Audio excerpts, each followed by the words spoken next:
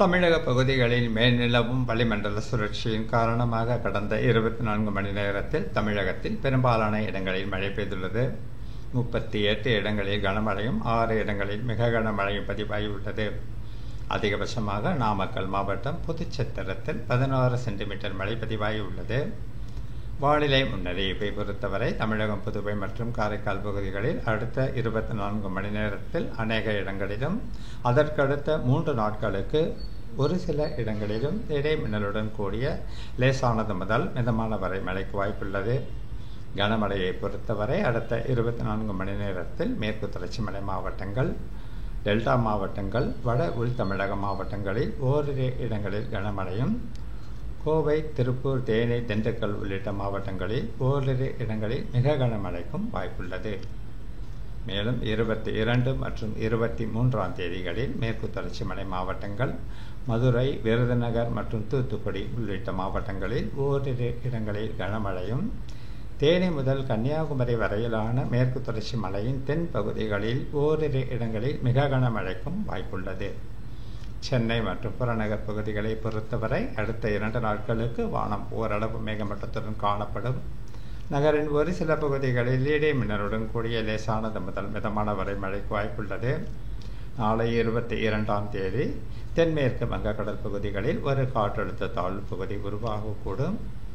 இது வடகிழக்கு திசையில் நகர்ந்து 24ஆம் தேதி வாக்கில் மத்திய வங்கக்கடல் பகுதிகளில் காற்றழுத்த தாழ்வு மண்டலமாக வலுப்பெறக்கூடும். இதன் காரணமாக தமிழக கடலோர பகுதிகள், மன்னார் வளைகுடா பகுதிகள், குமரி கடல் பகுதிகள், கேரள கடலோர பகுதிகள், தென்மேற்கு வங்கக்கடல் பகுதிகள் மற்றும் அதனை ஒட்டிய தென்கிழக்கு வங்கக்கடல் பகுதிகளில் சூறாவளி காற்று வீச வாய்ப்புள்ளதால் அடுத்த 4 நாட்களுக்கு மீனவர்கள் இப்பகுதிகளுக்கு செல்ல வேண்டாம் என்று அறிவுறுத்தப்படுகிறார்கள். மேலும் ஆழ்கடலுக்கு மீன்பிடிக்க சென்றுள்ள மீனவர்கள் 23ஆம் தேதிக்குள் கரைக்கு திரும்புமாறு அறிவுறுத்தப்படுகிறார்கள். தமிழக பகுதிகளில் மேல்நிலவும் வளிமண்டல சுழற்சியின் காரணமாக கடந்த 24 மணி நேரத்தில் தமிழகத்தில் பெரும்பாலான இடங்களில் மழை பெய்துள்ளது. 38 இடங்களில் கனமழையும் 6 இடங்களில் மிக கனமழையும் பதிவாகியுள்ளது.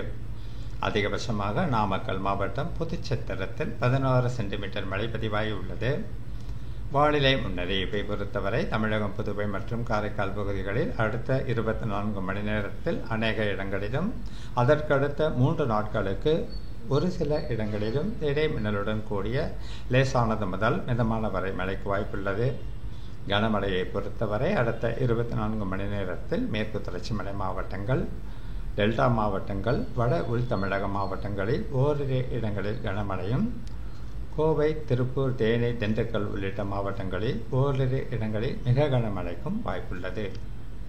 மேலும் 22 மற்றும் 23ஆம் தேதிகளில் மேற்கு தொடர்ச்சி மலை மாவட்டங்கள், மதுரை, விருதுநகர் மற்றும் தூத்துக்குடி உள்ளிட்ட மாவட்டங்களில் ஓரிரு இடங்களில் கனமழையும், தேனி முதல் கன்னியாகுமரி வரையிலான மேற்கு தொடர்ச்சி மலையின் தென் பகுதிகளில் ஓரிரு இடங்களில் மிக கனமழைக்கும் வாய்ப்புள்ளது. சென்னை மற்றும் புறநகர் பகுதிகளை பொறுத்தவரை அடுத்த 2 நாட்களுக்கு வானம் ஓரளவு மேகமூட்டத்துடன் காணப்படும். நகரின் ஒரு சில பகுதிகளில் இடைமின்னலுடன் கூடிய லேசானது முதல் மிதமான வரை மழைக்கு வாய்ப்புள்ளது. நாளை 22ஆம் தேதி தென்மேற்கு வங்கக்கடல் பகுதிகளில் ஒரு காற்றழுத்த தாழ்வு பகுதி உருவாகக்கூடும். இது வடகிழக்கு திசையில் நகர்ந்து 24ஆம் தேதி வாக்கில் மத்திய வங்கக்கடல் பகுதிகளில் காற்றழுத்த தாழ்வு மண்டலமாக வலுப்பெறக்கூடும். இதன் காரணமாக தமிழக கடலோர பகுதிகள், மன்னார் வளைகுடா பகுதிகள், குமரி கடல் பகுதிகள், கேரள கடலோர பகுதிகள், தென்மேற்கு வங்கக்கடல் பகுதிகள் மற்றும் அதனை ஒட்டிய தென்கிழக்கு வங்கக்கடல் பகுதிகளில் சூறாவளி காற்று வீச வாய்ப்புள்ளதால் அடுத்த 4 நாட்களுக்கு மீனவர்கள் இப்பகுதிகளுக்கு செல்ல வேண்டாம் என்று அறிவுறுத்தப்படுகிறார்கள். மேலும் ஆழ்கடலுக்கு மீன்பிடிக்க சென்றுள்ள மீனவர்கள் 23ஆம் தேதிக்குள் கரைக்கு திரும்புமாறு அறிவுறுத்தப்படுகிறார்கள்.